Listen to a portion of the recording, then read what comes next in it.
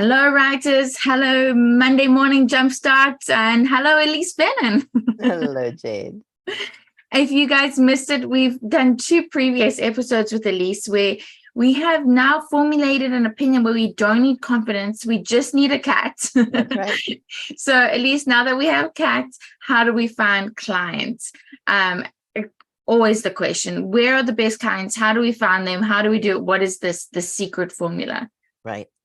Well, the secret is that there is no secret formula, but I have another formula actually that really does work. But let's pick up on something you said last week, actually, about not trusting that the clients you find are going to pay you.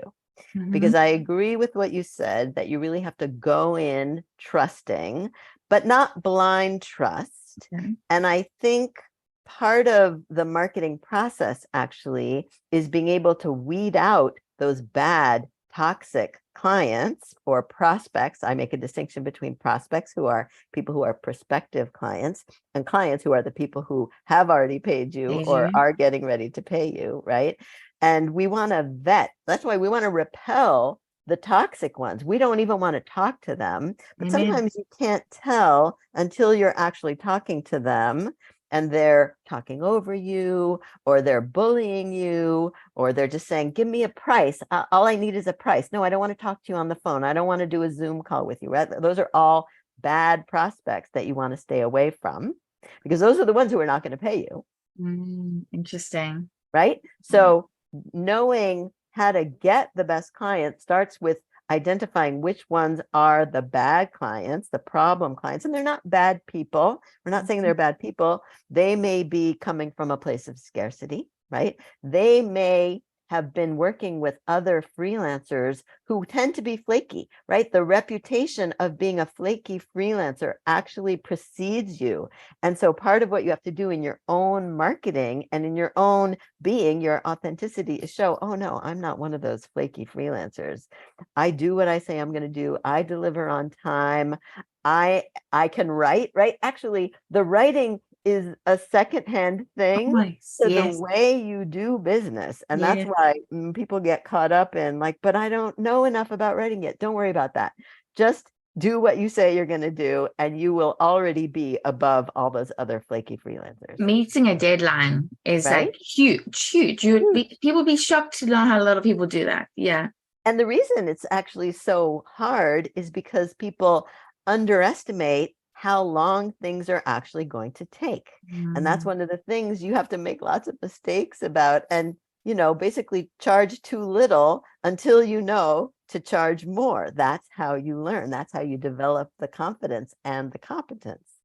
So first, we want to make sure that we're identifying who are the clients to avoid, so that we can attract and really go after the best ones. And each person decides who is the best one for you, because your ideal client will be different depending on who you are and what you're trying to accomplish and how much money you want to make, which we're going to talk about next week, actually. But you need to know these things in order to figure out who to go get. And one of the myths about marketing and word of mouth, which I always put in quotation marks, because what word of mouth really is taking whatever comes along. Oh, wow. True. Right? And so if you weren't just taking whatever came along, and you were hand picking, cherry picking your clients and saying, this is an amazing organization. I love what they're doing. I would love to help them. Then your marketing is all about pursuing the people and the organizations that you are enthusiastic about and want to help. And there are 3 tools that work when you do that. But I'm going to pause and let you respond if you want to. Yeah, no, because I do think that what you just said requires a pause, because so few people, they're so worried about their clients and what they're writing for their clients that they haven't stopped to think, what marketing materials am I building for myself, right? So what you're going to get into now is what you, the writer, are building for your own LinkedIn profile, your own website, whatever you're using to market yourself. Exactly. Okay. So 3 things. All right. So, and you have to do them all together. You don't just do one of the three because you like one better than the other two. These work together, they build on each other, they feed each other, and that's why you have to do them all on a particular target market. And again, people struggle with, oh my God, what is my target market? What is my niche or niche?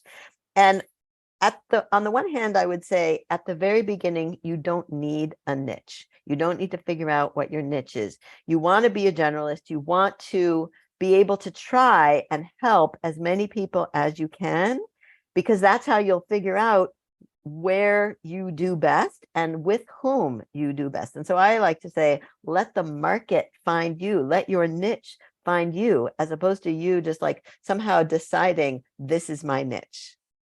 I do want to add a caveat, and I want to know what you think about this, Ilise. Okay. I do think, though, if your first course you take is white papers, then you should at least know that the clients are going to be B2B and have white papers. You know what I mean? I think there is that one caveat where certain decisions you make cut out a bunch of niches, which is great, right? And then narrow down the focus. So yes, I don't think you need to know that you're going to write emails for pet copywriter, for pet veterinarians, right? But I do think you need to know, if I take certain things, that you need to know the industries that need that. Let me just say that. So. And I guess the distinction I'm making here is not that you don't focus, because in order to do your marketing, you do have to focus.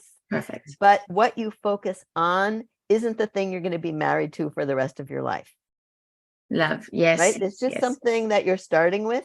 Ideally, it's where you already have connections, people who know you, right? So that you're not starting totally from scratch. And I know a lot of people are like, they just want to put their past behind them and they don't want to talk to the people who they've spent their lives with. But really, sometimes that is the way in to the first place that you focus, because you want to give yourself a head start. And that's one way to do it when you're using these three tools, which make up what I call my simplest marketing plan. Yeah. All right, so the three tools are, the first one is high quality content marketing. I sometimes call it bat signal content marketing, because it's content marketing, which, especially if you're a content writer, you need to be doing for yourself to show that you know what you're doing. Even if you have no samples of work for clients, your own content are your samples, right? Yes. And that content is not about you, it's about them and what they need and how you understand what they need. So the example here actually would be back to what we talked about last time with the flaky freelancers, right?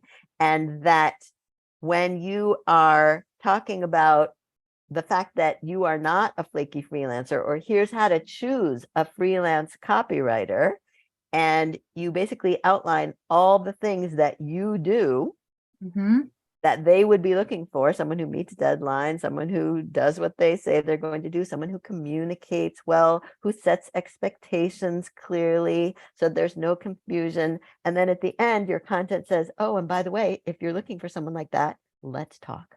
Yep. 5 reasons your company needs marketing or to grow. Exactly. And then all the reasons. And if you want to do this, contact me. Yes, I love that.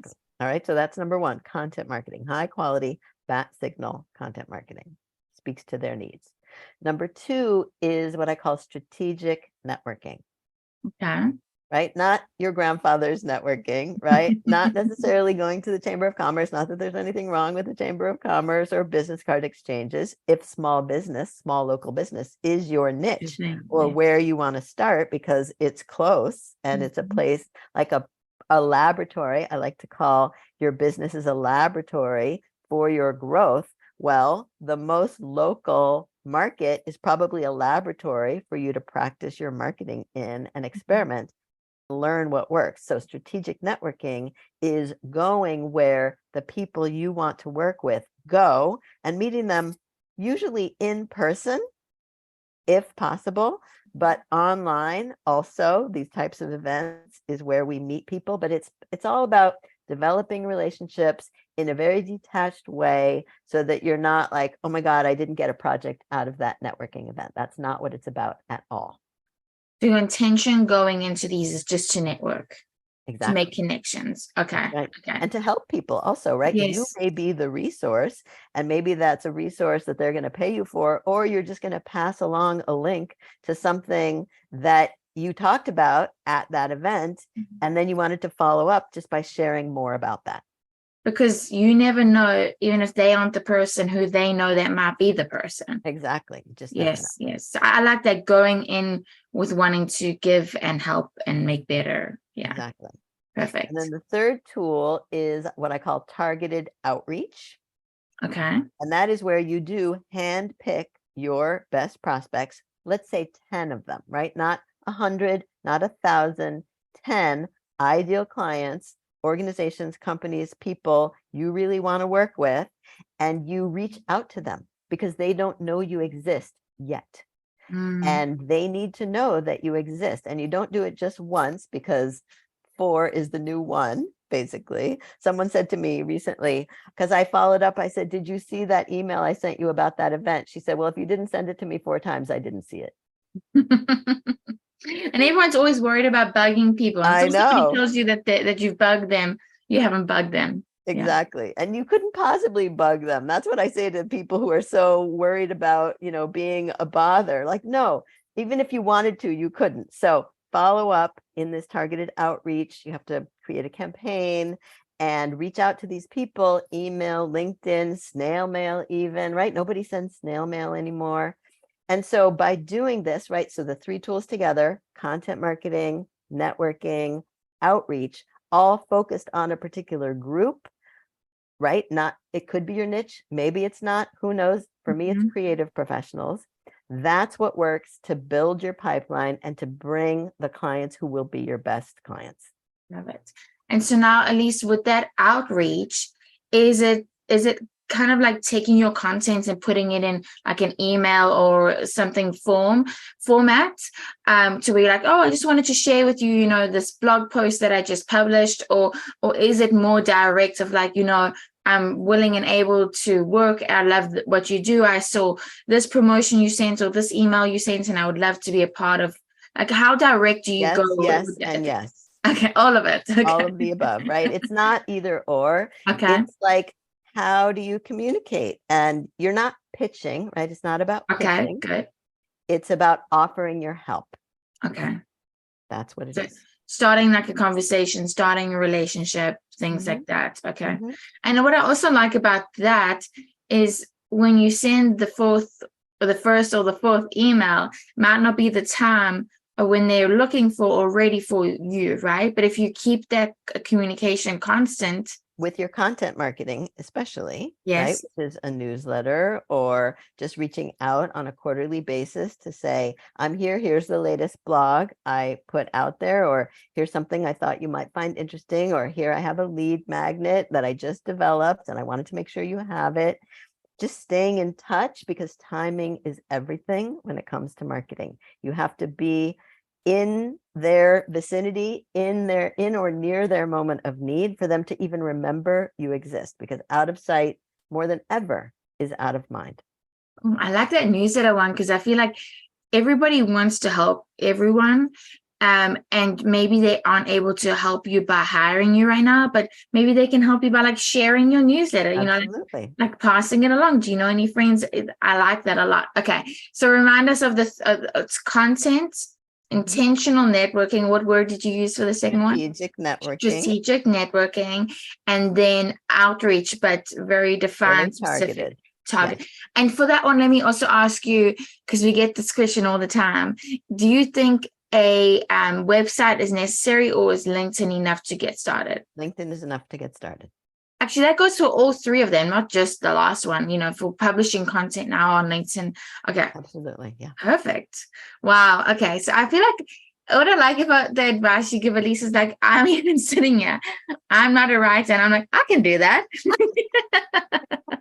I'll take that as a compliment, Jade. That's awesome. No, it's fantastic. So next week, magic money formula, another formula brought to you by Ilise to make income you want and need with those clients that we talked about today. Another fantastic session, and I cannot wait for next week, Ilise. Thank you. Me too.